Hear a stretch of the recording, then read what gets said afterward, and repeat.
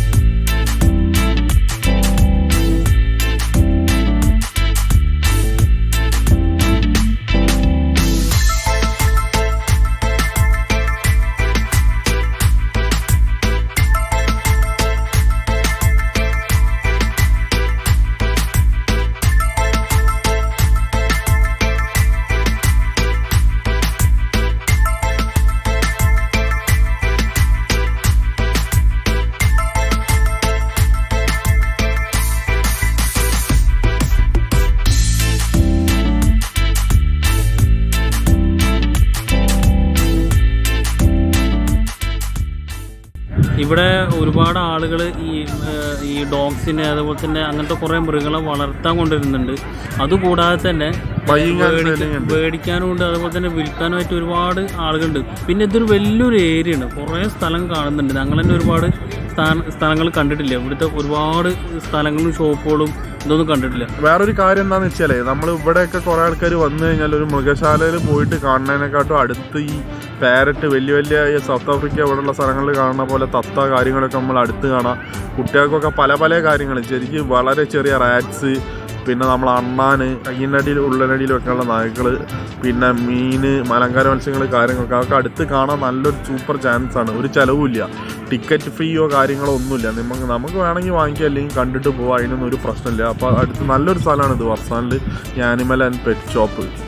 അപ്പോൾ ഈ അലങ്കാര മത്സ്യത്തിനും വീഡിയോ എല്ലാവർക്കും കണ്ട് ഇഷ്ടപ്പെട്ടു എന്ന് വിചാരിക്കുന്നു. അപ്പം ഇനിയൊരു എപ്പിസോഡുമായിട്ട് അടുത്ത എപ്പിസോഡ് കിടിലൻ എപ്പിസോഡാണ്. അപ്പം എല്ലാവരും watch and see what is next.